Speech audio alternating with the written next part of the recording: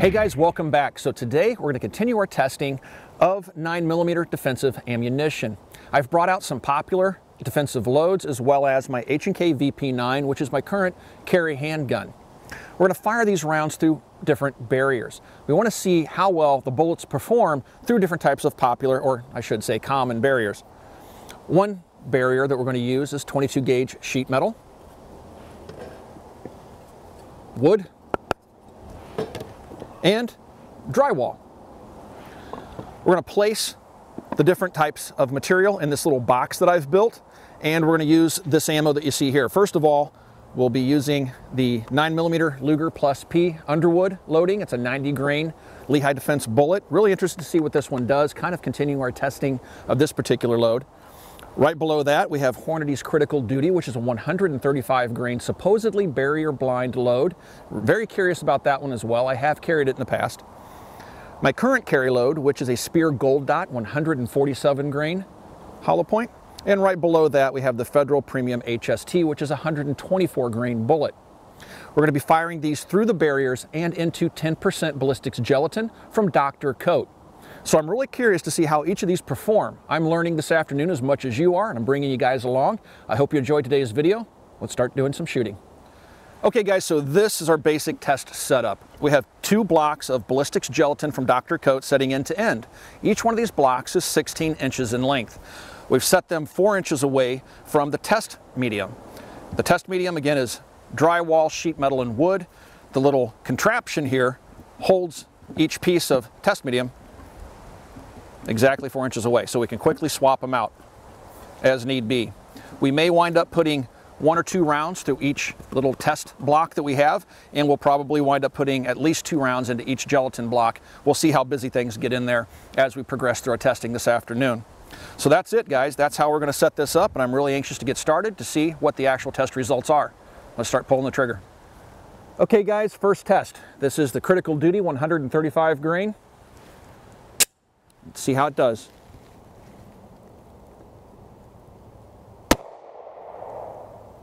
Perfect shot. Let's take a look at the gel.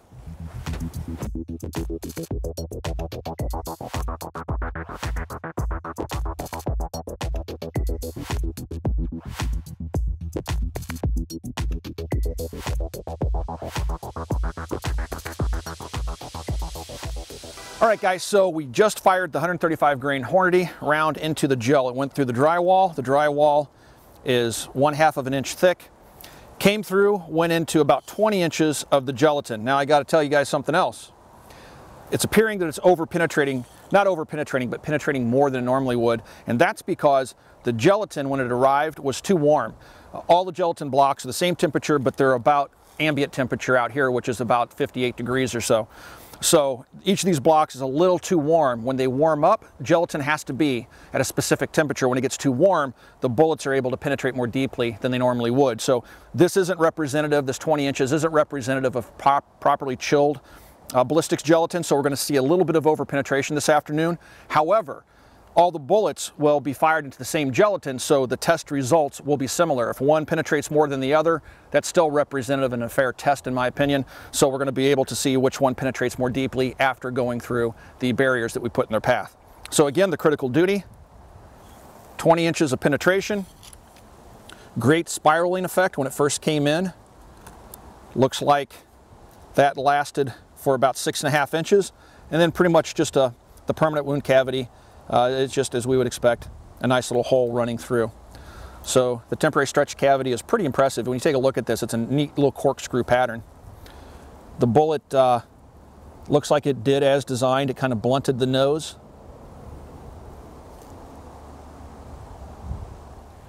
All right guys, next up is the 124 grain HST. Let's see how it does.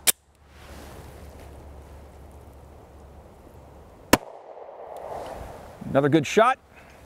Let's take a look at the gel.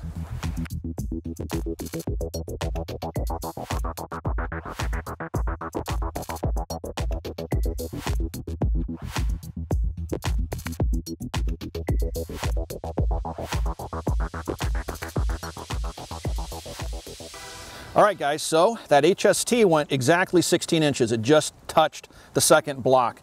came through the drywall cleanly. You can see the similar corkscrew pattern that the Critical Duty gave us, but it's a little bit longer. 9 inches deep of the corkscrew cavity. And then again, just a nice little hole until it comes to rest. Looks like the bullet's setting sideways. The Hornady came to rest with the nose facing forward. The HST looks like it started to roll just a little bit in flight. But there you go. Looks like the Hornady definitely went just about 4 inches deeper. Good stuff. Next test. Okay, Underwood Xtreme Defender 90 grain up next through drywall. Good clean shot.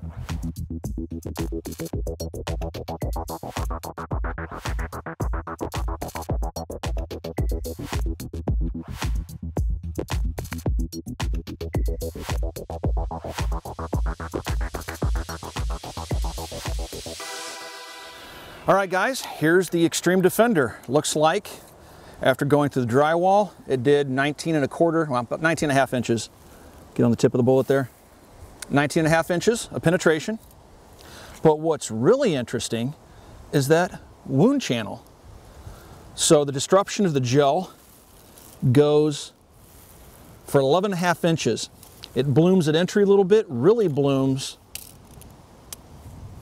at about 6 1/2 inches in, and it continues on all the way out to about 11 1/2 inches. Then we just have a clean hole. Bullet came to rest nose forward, and again it gave us that about 19 1/2 inches of penetration.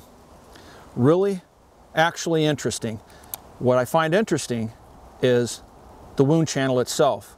So far it looks like the Underwood gave us the best stretch cavity here at the beginning of the block. All right, guys, last but not least, the 147 grain gold dot, my current carry load. Let's see how she does.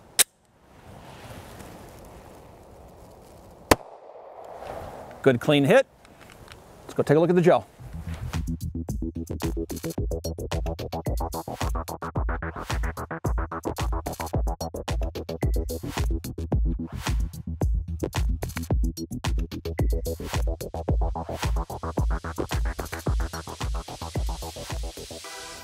All right, so this is quite interesting.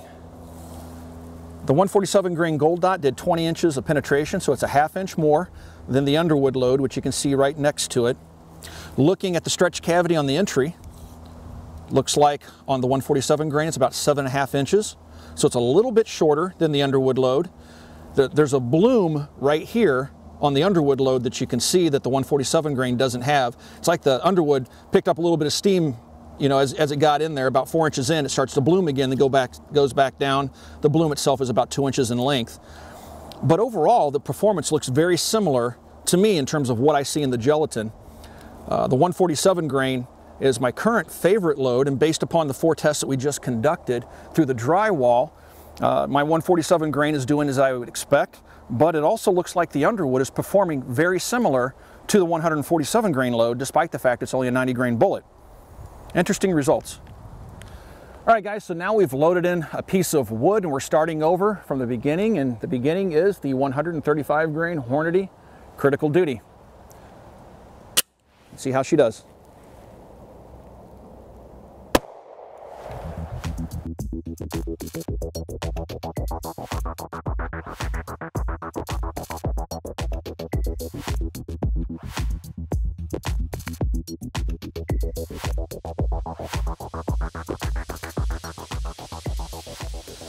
All right, so this is really interesting. It looks like that Hornady load came in through the wood, went about 18 inches into the gel, so the wood definitely slowed it down a bit, but this is what's really weird.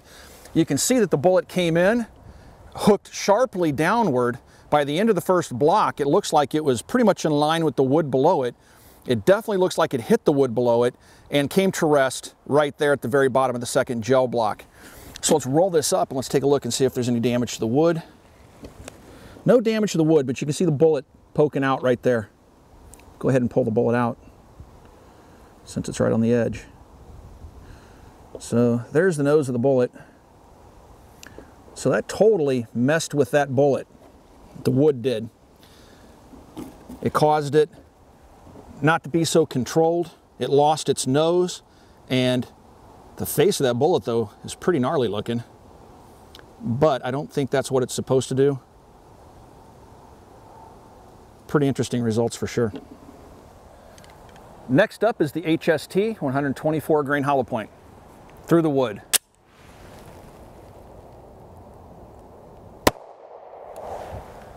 All right, let's go take a look.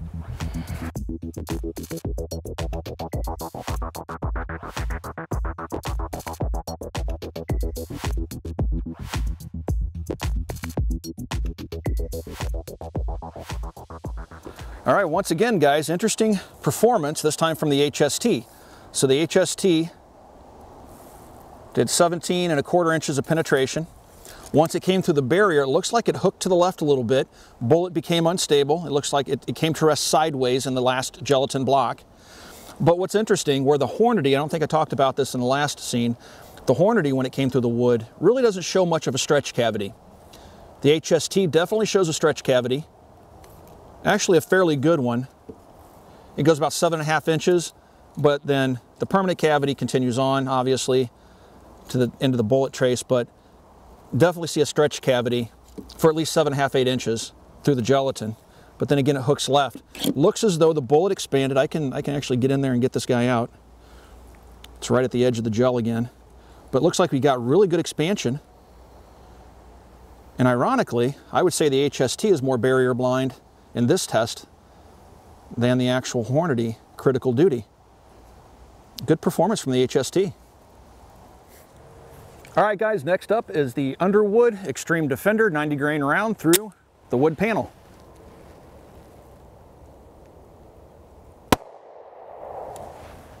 All right, let's go take a look.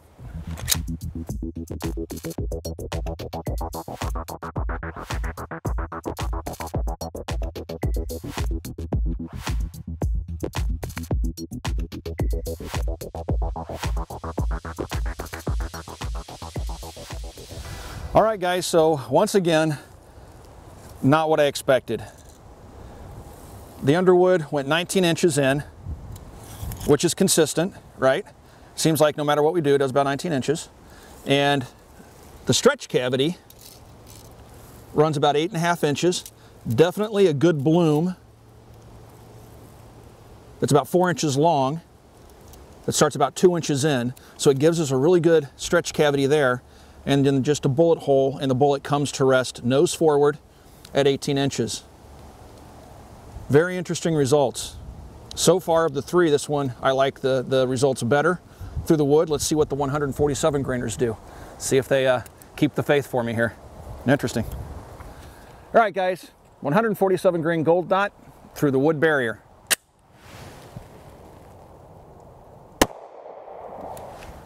Busted that wood up. Let's go see what it did to the gelatin.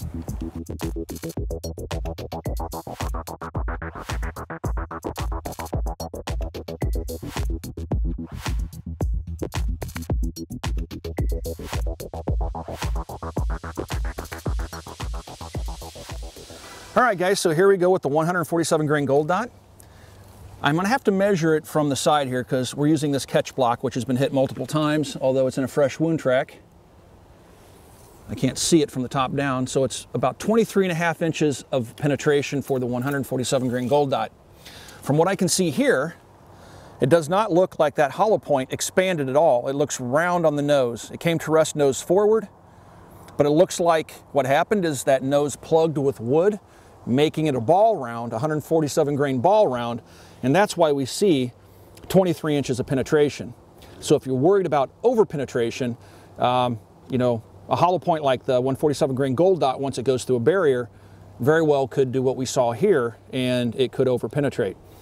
However, looking at the wound channel, very similar to the round that we fired just before it, the Underwood load, almost exactly the same, 7½ 8 inches in, nice stretch cavity for those first few inches. It does look like the bullet took a sudden dip down and then traveled straight, but I can definitely see that that bullet did take a little bit of a U-turn there, but straightened itself out. But a pretty good looking wound channel actually from the side. Yeah, again, it's pretty much a mirror of the Underwood. The two rounds hit the gel about the same height. And so it's kind of hard to see from the top down. I can definitely see it. Very interesting performance there. All right, we're done with the wood. Let's try some sheet metal.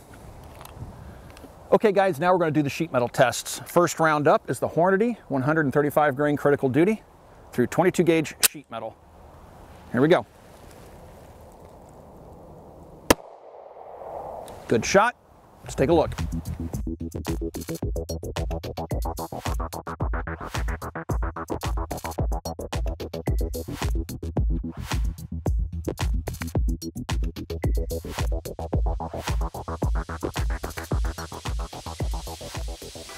All right, once again, I'm seeing things I didn't necessarily expect. Looks to me like the critical duty went 28.5 inches in, almost clearing the second block. Came through the sheet metal, penetrated that first 16-inch block. Right here you'll see a metal plug, which is part of that sheet metal. So it carried that with it 22 inches into the gelatin blocks. Shed it right there. Then the bullet took a turn down once again. We've seen it do that before, and came to rest. The tip of the bullet doesn't appear to be deformed whatsoever, or very little I should say. It looks like it's been blunted a little bit, but not that typical crush that we see of the round that allows it to mushroom and slow down. So really it became effectively, with that piece of sheet metal on the nose, a 135 grain ball round once it went through the sheet metal. So if you're concerned about over penetration, the 135 grain Hornady seems to be the one that's penetrating the most after going through barriers. Pretty interesting. So if we come back here to this first block, one thing that looks really good to me is that stretch cavity. It's about 13.5 inches in length. Get that nice corkscrewing effect. It's not real broad. Looks like it's maybe an inch wide, that pattern, that stretch cavity. Looks like it blooms just a little bit at about the 12.5 inch mark, and that bloom is about 3.5 inches in length or so. So it's tearing up that first block fairly well. If you're concerned about over penetration, it looks like it certainly will do that. We're continuously monitoring the temperatures of these blocks, and they're consistent throughout today's testing. So interesting results for sure. All right guys, 124 grain HST. Let's see what it does through the sheet metal.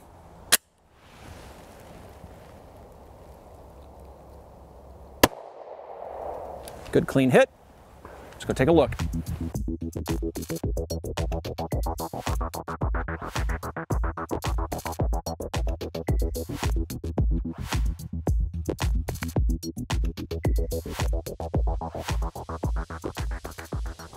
Well guys, here we go again. The HST did 26 inches of penetration. It carried a metal plug from the sheet metal right to about there, which is 12 inches in. It shed that metal plug, took a downward trajectory almost to the wood, and stopped. All right, looking at the wound cavity, looks pretty good. It's about 9.5 inches long, that stretch cavity, about an inch, inch and a quarter across. So good wound cavity, but again, if you're worried about over penetration, you may want to think about that with the HST as well. Let's go ahead and, since it's so close to the bottom of the block there, let's go ahead and take a look and see what happened with that hollow point. It's right there on the surface. I can reach right in there and pop it like a zit. Look at that, guys. So it failed to expand. It just blunted the nose, which is pretty much the same thing that happened to the 135 grain. It's a little bit deeper in there. Should be able to get it out. So you can see the noses are blunted. They're carrying that sheet metal tip with them, which is effectively turning them into ball rounds. But that stretch cavity looks good. So if over penetration is your concern, keep that in mind when dealing with the critical duty and the HSTs. All right guys, next up is the 90 grain Underwood load through sheet metal. Good clean hit. Let's go take a look.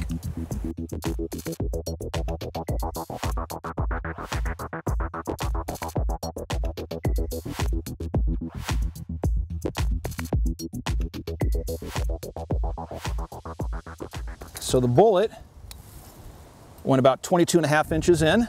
So they're all consistently penetrating more through the sheet metal, which is interesting. But that little 90 grain bullet did a couple of things. First of all, the stretch cavity is pretty big. Okay, so it comes 11 inches in. It really blooms about 8 inches in, and that bloom is about 2.25 inches wide. So it has a really big stretch cavity, a really big cavity. You can see all the way to that 11-inch mark. The bullet takes a turn down, which seems to be consistent with everything else we fired through the sheet metal. Perhaps there's a little metal plug on the nose of the bullet. You might be able to see that. Bullet came to rest nose forward. It definitely is the best stretch cavity of the 3 fired so far. And here's something else we noticed. Take a look at the sheet metal. You can see the X patterns. You have four little petals there, which seem to be about the same dimensionally as the X pattern of the bullet itself, as compared to the other 2 rounds we fired through the sheet metal, which are just holes. Not that that makes much of a difference. I just thought that was an interesting thing. So anyway, all right. We've got one more round to fire. Let's see what the 147 grain gold dot does. This is actually pretty cool. All right, guys. Last but not least, the 147 grain gold dot. Let's see what my pet load does here through the sheet metal.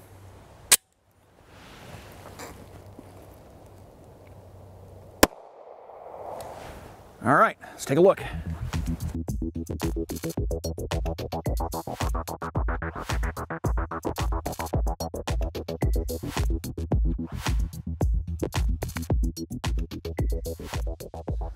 Wow, this I honestly did not expect.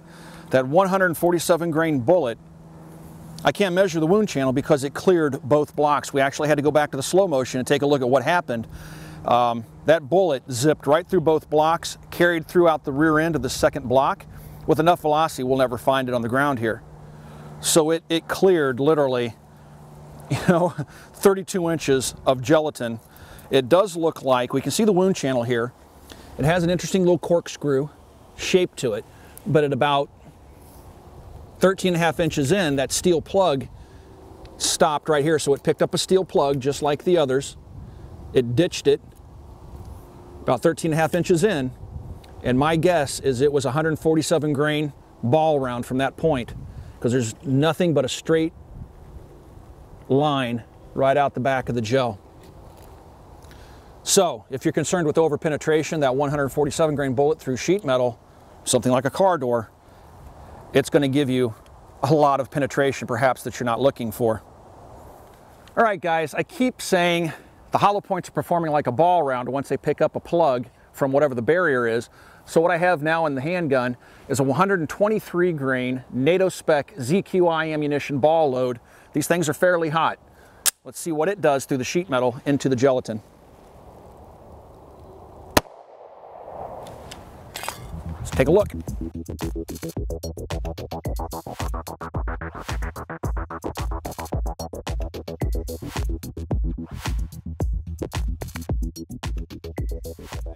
This is crazy. 123 grain NATO spec ball round from ZQI. All right. Actually, the wound channel is as good as the best wound channel we've seen through the sheet metal. 12 inches of stretch. It's about 1.5 inches wide at its widest. So it leaves a pretty gnarly little wound channel through that first 12-inch block, but it zipped right through both blocks. Again, giving us 32 inches of penetration in the gel, just like the 147 grain gold dot, right out the rear end. Looks like, we looked at some of the high speed, looks like it was kind of oscillating through the gelatin, but it penetrated both blocks. All right, guys, we're going to fire all 4 rounds into bare gelatin here really quick. We have first up the 135 grain Hornady. After that, we have the HST 124. Then we have the 90 grain Underwood load, and last we have the 147 grain gold dot. We're just going to bang through these really quick. Here we go.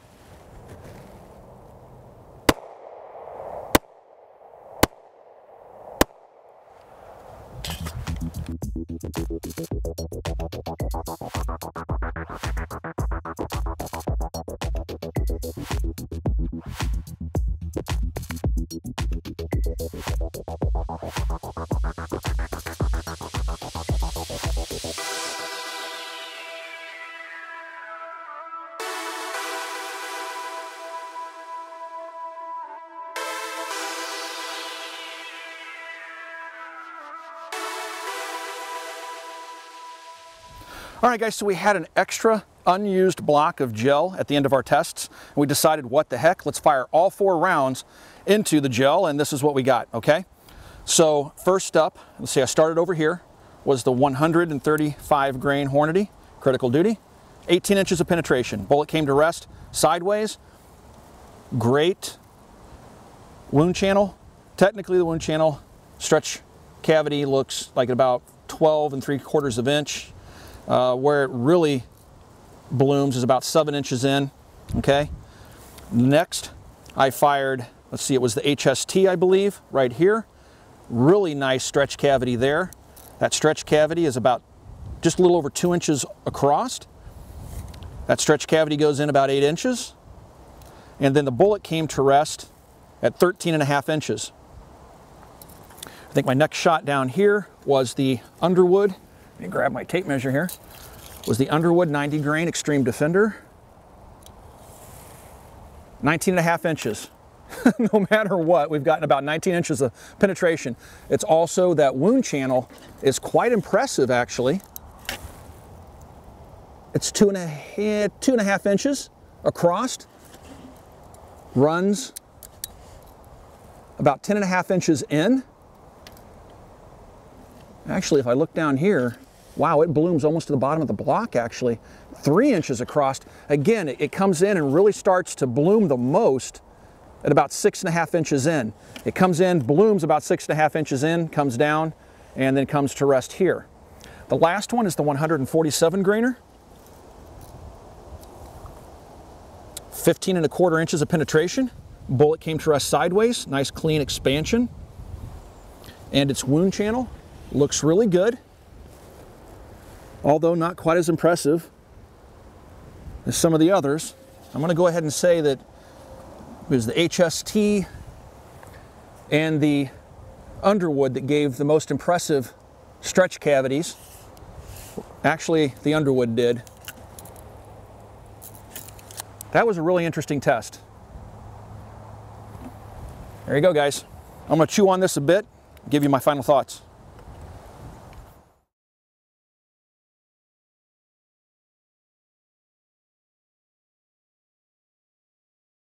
Okay guys, we're going to try something here with the 90 grain Xtreme Defender. This is the Plus P Plus from Underwood. We're going to fire it into threat level 2A body armor with a catch block of gel just behind it, see if it penetrates.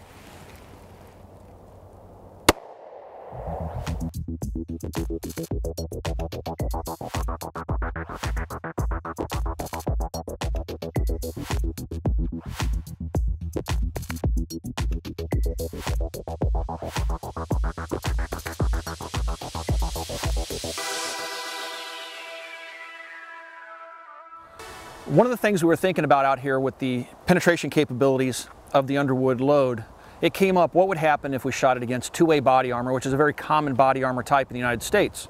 If you think back to the Aurora movie theater shooting, the bad guy was wearing body armor. It's something we, as armed citizens, have to take into consideration. You may run up against a bad guy who can buy body armor off eBay. You might run up against one that is wearing it. So, what happens in those instances? This Plus P Plus load, which is just slightly hotter than the Plus Ps that we tested this afternoon, we decided to try this first. It's only about 150 feet per second difference. Hit here, came through there, and cleared this 16-inch block of gel. Went in right here. You can see the cross pattern where it entered the gel, and it zipped right through, exiting here. And it has a nice little stretch cavity, 5 inches in. If we would have had a catch block, I didn't think I was going to need a catch block, to be honest with you guys. What blows my mind is no matter what we put in front of that bullet, it does 18 or 19 inches of penetration, including body armor. Unbelievable.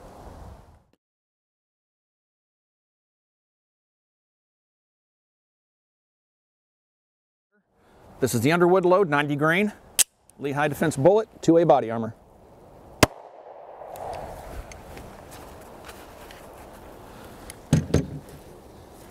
I'll be damned. Punched right through and zipped right through the block again. 2 rounds of plus P, no penetration, 2 rounds of plus P plus, a couple hundred feet per second difference. It's making it through the body armor with the plus P plus and clearing a 16-inch gelatin block.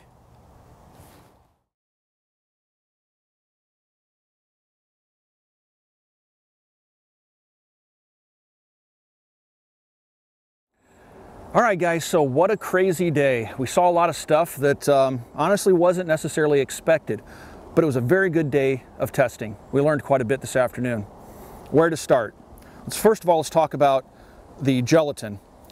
The gelatin is about 5 degrees over optimal temperature, so it's a little bit warmer than it should be. It should be right around 45 degrees, nothing above that. We're measuring it right at 50 degrees this afternoon, so it's just a little bit out of its window there, which means in previous testing, what we've learned is that when you're about 5 degrees off, you might see an extra inch or so of penetration. Not a whole bunch, but there is a little bit of a difference there. Okay, so I wanted to make sure we called that out in this video. So, and the reason I point that out is because if you want to compare the results of this video to previous videos I've done with the DoctorKote gelatin, just know that we're probably getting about an inch more penetration in today's tests, okay? So then here we have the recovered bullets from our test this afternoon. And a couple of the bullets we lost because they over-penetrated and went out the back side of the second gelatin block. And that, of course, happened here with the sheet metal. We've recovered one of the sheet metal plugs. We don't know which bullet that was from. And what's really interesting is that each of the hollow points that we were able to capture, well, one of the hollow points we were able to capture, the HST, became blunted on the nose. It did not expand as it should and carried a plug with it until it shed the plug about halfway through its travel and in essence became a ball round and over-penetrated by many people's standards. The same thing was true of the critical duty. The critical duty didn't mushroom as much as it normally would after going through the sheet metal. It blunted its nose, and again, it would be considered over-penetration by many of you in terms of how it performed. The 90 grain Lehigh, no matter what we did or what we fired it through, and this is a second test of a battery of tests that we've done with the load, no matter what we fire it through, it seems to consistently penetrate over and over and over again. In a previous video, we fired it through ribs, we fired it through denim. Today we fired it through sheet metal, wood, and drywall. And again, consistently, we saw the exact same penetration. If anything is barrier blind, in my opinion, based upon my own testing and what we're able to show you in this video, the barrier blind round is the Underwood load, okay? Here in the wood, the critical duty really went crazy. It didn't mushroom whatsoever. It like lost its nose, spit it out, left some jagged edges behind. The 147 grain gold dot through the wood flattened one side of its bullet nose, plugged with wood, and then again became something of a ball round. The HST actually did pretty well. The HST expanded as it should. And once again, the Underwood with the Lehigh bullet, no deformation whatsoever. Consistently across the board, with the exception of the sheet metal where it carried a plug, like welded it to the nose of the bullet, it never deforms. It maintains its shape. Every time it came to rest with the nose forward, where the other bullets occasionally came to rest sideways. And with the drywall, the Hornady critical duty did a good job. This is how it should look. Did a good job to the drywall, recovered its little red plug. Both of the hollow points, the HST and the 147 grain. Here's the 147 grain and here's the HST. Mushroomed as they should. Nice clean expansion. Drywall seemed to offer less resistance than the other test barriers. And again, the Underwood load with the Lehigh bullet, no deformation whatsoever. So then we had that extra block left over and we fired the rounds into bare gelatin. And each of the rounds performed exactly as I expected, okay? The HST and the 147 grain gold dots both stayed in that first block. The Hornady critical duty went into the second block by a little bit, and the Lehigh bullet in the Underwood loading went right into around 19 inches again. So they all performed exactly the same. well, one performed exactly the same regardless of what we shot it through, and it was the Underwood load. So overall, guys, I have to admit, my 147 grain gold dot did things I didn't expect it to do. Through the sheet metal, it penetrated more than I thought it would. It zipped right out the back end of the gelatin. The one round here that really honestly has impressed me the most is the Underwood load. And again, I did not expect that. I'll let you guys be your own judge. Take a look at the data that I'm presenting. You draw your own conclusions. I'm not trying to tell you it's the best, but based upon what I'm looking for in a bullet, holy cow, didn't expect it whatsoever. I have one test left to try with the load, and that's just a simple reliability test. I've had no issues with any of the loads here ever in my VP9. I do want to fire at least 50 rounds or 100 rounds. It's not inexpensive ammunition, and just confirm function. But it looks more or less like a ball round. It's a solid, there's no hollow point there. And again, I don't anticipate any problems. But after that, there's a very good likelihood I'm gonna give up the 147 grain bullet and start carrying the 90 grain Xtreme Defender as my carry load. It's really hard for me to shift away from the 147 grain load. I've carried it for a long time. I've tried to shift away, as I mentioned earlier. I have carried the critical duty. It's supposed to be barrier blind, but I found in my testing, and not in just this series of tests, but in tests in the past, it really isn't. You know, the 147 grain has just been my mainstay for years. And the Underwood is challenging that. It really is. I'm just being honest with you guys. So anyway, if you guys have any questions about anything you've seen in this video, of course, you can ask those questions on our Facebook page. If you'd like to support the Military Arms channel, the best possible way to do that is to shop at Copper Custom. And that's coppercustom.com. I'll put a link down below. And if you haven't already, please do check out full30.com. That's full30.com. We've taken all the web's best firearms content creators that we can find and brought them under one roof, which is, again, full30.com. Thanks again for watching, everybody, and we will talk to you guys soon.